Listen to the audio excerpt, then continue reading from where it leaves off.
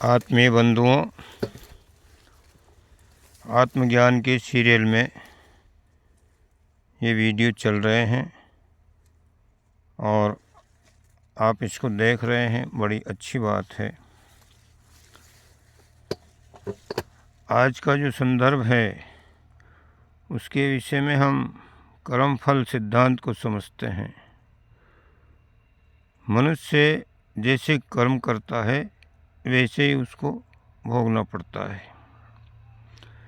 ये सारा जितना भी संसार का जो उपक्रम है, जो चल रहा है, ये सारा सिद्धांत, जितने भी 84 लाख योनियाँ हैं, इसमें एक विशेष रूप से ध्यान देने वाली बात यह है कि मनुष्य जीवन में ही केवल मात्र जो है कर्म किए जाते हैं, उनका फल बनता है। और अन्य 83,999 जो योनियाँ हैं, उन सब के अंदर जो मनुष्य जीवन में किए हुए कर्मों का भोग स्वरूप ही भोगा जाता है, वो सब भोग योनियाँ हैं। और मनुष्य जीवन कर्म योनि है और इसके साथ साथ भोग योनि भी है। इसमें भोगा भी जाता है और कर्म भी किया जाता है, इसलिए ये अद्भुत जीवन है। अब ये एक सिद्धांत है कर्म फल का। कर्मणा गहनो गति, कर्म की बड़ी गहनी गति होती है, गहरी गति होती है। और कर्म जिस प्रकार से हजारों गायों में जो बछड़ा होता है वो अपनी माँ को ढूंढ लेता है, उसी प्रकार से कर्ता को जिस प्रकार से कर्म अपने आप ढूंढ लेता है। जिसने जैसा कर्म किया है उसको परिणाम देने के लिए वो उसको ढूंढता है और समय पर उसका परिणाम प्रस्तुत करता है। एक ऐसा मनोविज्ञान है हमारे मन में, जिस नियत से हमने कर्म किए हैं। यहाँ पर जो कर्म फल है वो नियत के हिसाब से बनते हैं। कई सारे दिखाई देने में ऐसे कर्म होते हैं जो दिखाई तो एक जैसे देते हैं, लेकिन नियत के हिसाब से उसका अलग अलग कर्म फल बनता है।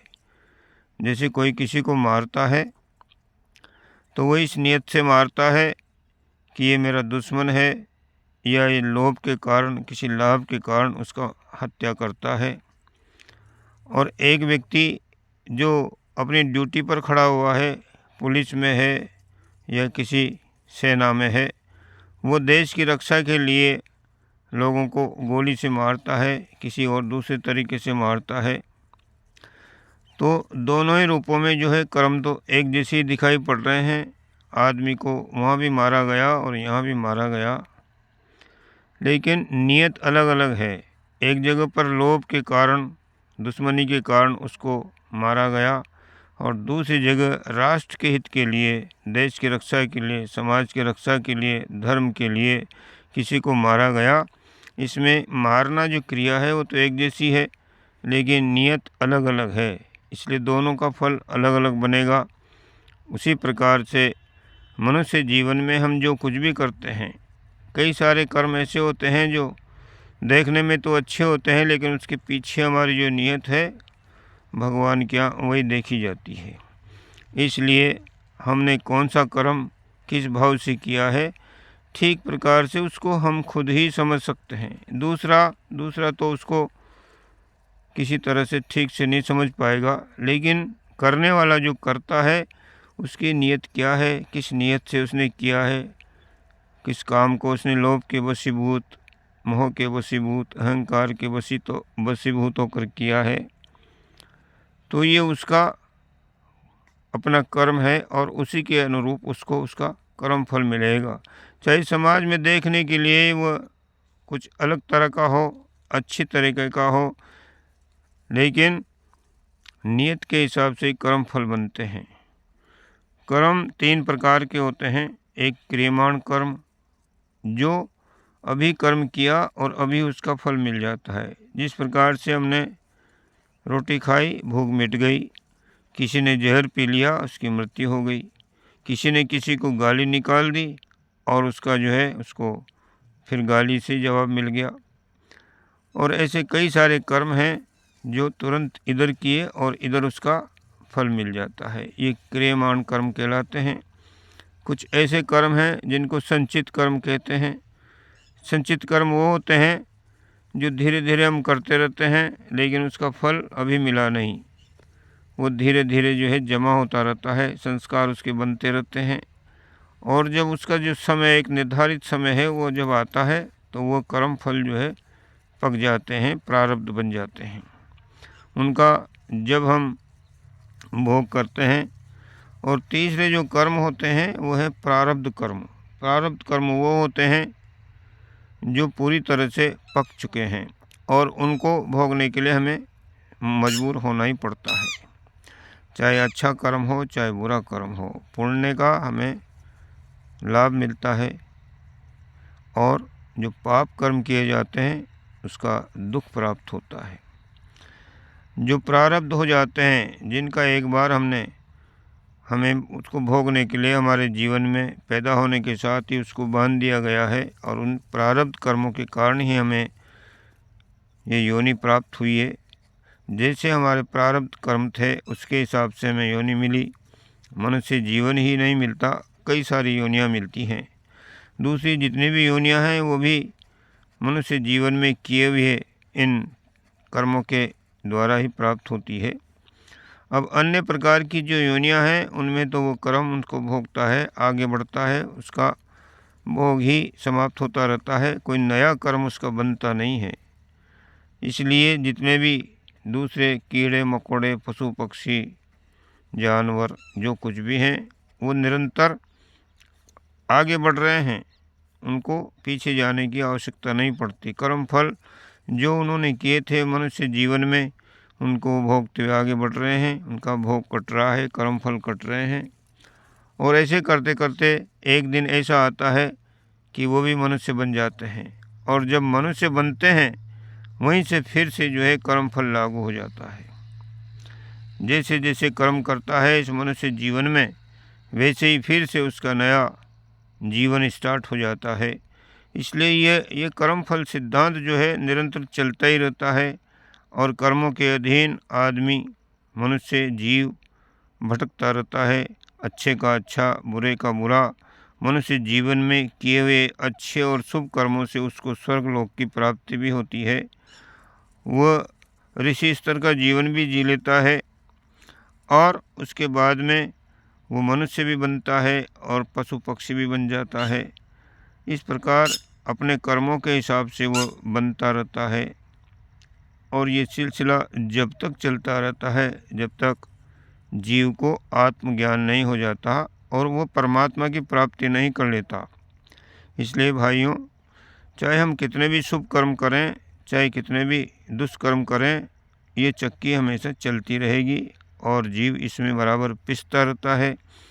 इससे पार पाने के लिए एक ही रास्ता है कि हम कर्मों का जो ज्ञान है, विज्ञान है, उसको ठीक से समझें। कर्म योग भगवान कृष्ण ने गीता में जो बताया है, निष्काम कर्म योग, उस निष्काम कर्म योग की तरफ हम यदि बढ़ते हैं तो हमारे जीवन का कल्याण हो सकता है।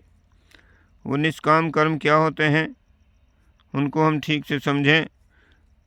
जिस प्रकार से भगवान कृष्ण ने गीता में कहा है कि मेरा जन्म भी दिव्य है और मेरे कर्म भी दिव्य हैं। दिव्य का क्या अर्थ होता है? दिव्य का अर्थ होता है मेरे अपने लिए नहीं, उसका एक राय रत्ती भी मेरे लिए जो नहीं है, वो समाज के लिए है, भगवान के लिए है, तो वो सारे दिव्य कर्म होते हैं। और भगवान तो जब अवतार लेते हैं तो वो समाज के लिए ही अवतार लेते हैं, लोगों के कष्ट को दूर करने के लिए अवतार लेते हैं। उनका अपना कोई प्रयोजन नहीं होता, उनका अपना कोई स्वार्थ नहीं होता, अपना कुछ भी उनका जो है लाभ हानि उनमें कुछ जुड़ी हुई नहीं होती है। इसलिए उनका कर्म भी दिव्य है और उनका जन्म भी दिव्य है। और उनसे प्रेरणा लेकर हम भी इस थोड़े से मनुष्य जीवन के समय को यदि दिव्य कर्मों के द्वारा हम अपने आप को निष्काम कर्म के द्वारा यदि इस कर्म फल से वंचित कर लेते हैं, बचा लेते हैं अपने आप को, तो हमारे जीवन का भी कल्याण हो सकता है। तो हम भी भगवान की तरह दिव्य कर्म करना सीखें। दिव्य कर्म का मतलब हम जो कुछ भी कर्म करें वह भगवान के लिए करें, भगवान के निमित्त हो। भगवान ही ये कर्म करवा रहा है, उसी की प्रेरणा से हम इन कर्मों को कर रहे हैं, और इसका जो कुछ भी परिणाम है उसको हम खुशी खुशी जो है ना उसको हम भुगतते चलें। अच्छा है कि बुरा है, जैसा है उसको सहन करें, लेकिन अपना कोई स्वार्थ उसमें न हो। हम निरंतर परोपकार के ही कार्य करें, भगवान की दिव्य सृष्टि में सुंदरता पैदा हो, इसकी अच्छी रचना हो, यहाँ सब लोग सुखी रहें। इसी भाव से यदि हम कोई भी कर्म करते हैं, चाहे हम व्यवसाय करते हैं, नौकरी करते हैं, कृषि करते हैं, या जो कुछ भी हम मेहनत मजदूरी करते हैं, उसमें हमारा एक ही भाव रहे कि ये सब कुछ संसार जो है भगवान का ही प्रतिरूप है, और जितने भी जीव जंतु, पशु पक्षी, मनुष्य, ये सब भगवान के ही प्रतीक हैं, और इनकी भलाई में हम काम करते हैं। उसके बदले हमारे अपने गुजारे का जो साधन है उतना भर हम लेंगे, और सारा निरंतर जो भी काम करेंगे ये भगवान का ही स्वरूप है, इसी के लिए करेंगे, और उसके बदले हमें और कुछ नहीं चाहिए। हमारा कोई लाभ नहीं, कोई लोभ नहीं, कोई मोह नहीं, कोई अहंकार नहीं। इस प्रकार के यदि हम कर्म करते हैं तो वो हमारे दिव्य कर्म हो जाते हैं, और ऐसे दिव्य कर्म करते हुए हम अपने जीवात्मा को परमात्मा के साथ जोड़ सकते हैं, और ये योग हो जाएगा। इसलिए कर्मों का सिद्धांत मनुष्य के साथ जुड़ा हुआ है। मनुष्य का जीवन थोड़ा सा होता है, इसी थोड़े से जीवन में यहाँ पर भोग नहीं है। यहाँ पर तो योग ही मनुष्य के लिए भगवान ने बनाया है कि हम भगवान से जुड़ने के लिए, आत्मा परमात्मा से जुड़ने के लिए जो भी कर्म करता है, जिस तरीके से वो करता है, तो वही उसके जो कर्म होते हैं, और उन्हीं से उसका जीवन धन्य होता है। इसलिए हमें निरंतर ऐसे ही कर्म करते रहना चाहिए जिससे अपने जीवन का कल्याण हो। कर्म फल का जो ये सिद्धांत है उसके अंदर कई सारी बातें आती हैं। हम जो साधना करते हैं तो साधना तो कई सारे लोगों ने की है, अच्छे लोग भी साधना करते हैं, राक्षसों ने भी बड़ी बड़ी साधनाएं की हैं। रावण, कुंभकर्ण जैसे लोगों ने हिमालय में रह कर के बड़ी बड़ी साधनाएं की हैं। ऋषि मुनि भी साधनाएं करते हैं, लेकिन साधना का जो मंतव्य है, उनका जो प्राप्ति का जो लक्ष्य है उनका, वो अलग अलग होता है। जो दानव लोग साधनाएं करते थे, उनका एक ही मंतव्य था कि रिद्धियाँ मिले, सिद्धियाँ मिले, वरदान मिले, और इस जीवन में इस सृष्टि की जितनी भी चीज़ें हैं, लौकिक चीज़ें हैं, ये साम्राज्य मिले, शक्ति मिले, अमरता मिले, इसी के उद्देश्य को लेकर के वो कर्म किया करते थे, और उनको वो मिलता भी था, और उससे वह यहाँ पर कुछ आतंक मचाते थे, लाभ भी उठाते थे, शासन भी करते थे, लेकिन अंत में जो है उसका कोई ज़्यादा लाभ उनको मिल नहीं पाता था, वो वापस मिलता था और छूट जाता था।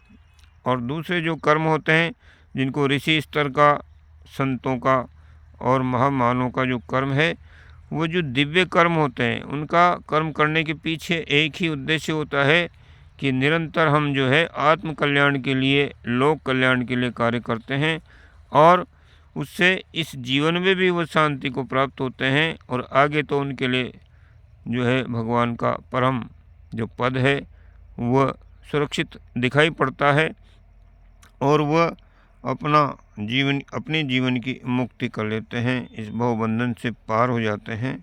तो इसलिए समझदारी से हम इस बात को समझें कि कर्मों का जो विज्ञान है, उसका जो गहरा ज्ञान है, उसको हम ठीक से समझें, और निरंतर हम भलाई के काम करें, अच्छाई के काम करें, और कर्मों के पीछे हमारा कोई स्वार्थ न हो, हमारा कोई लोभ मोह अहंकार न हो। इसी भाव से यदि हम कर्म करते हुए चलेंगे तो हमारे ये कर्म दिव्य बन जाएंगे, और हम जीवन मुक्त हो जाएंगे।